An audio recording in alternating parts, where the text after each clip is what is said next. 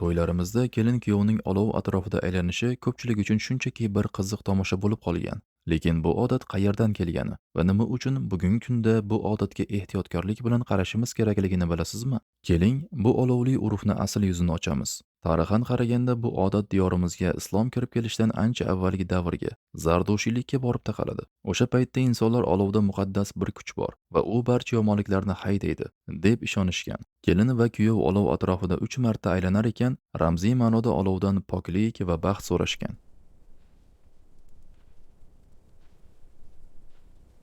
Ya'ni olov o'sha davr insonlari uchun go'yoki bir himoyachi vazifasini o'tagan.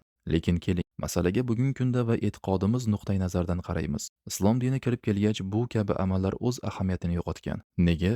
Chunki musulmon kishining e'tiqodiga ko'ra foyda va zararni, baxt va omadni faqatgina Alloh beradi. Oddiy olovda hech qanday muqaddaslik yoki omadni balolardan asrash kuchi yo'q. Kelin-kuyovning olov atrofida aylanishi bu nafaqat keraksiz rasm-rusum, balki e'tiqodimizga zid bo'lgan shirk amali va xavfli urfdir. Afsuski biz ko'pincha ajdodlarimizdan qolgan odat-ku deb uning ma'nosini o'ylamay bajaraveramiz. Aslida yangi oilaning baxti olov atrofida aylanish bilan emas, balki o'zaro hurmat, ilm va to'g'ri duo bilan quriladi. Olov esa faqat ovqat pishirish yoki isinish uchun xizmat qiladigan moddiy narsa xolos. Sizningcha to'ylarimizda mana shunday ma'nosiz va noto'g'ri tushunchalarga asoslangan yana qanday odatlar bor?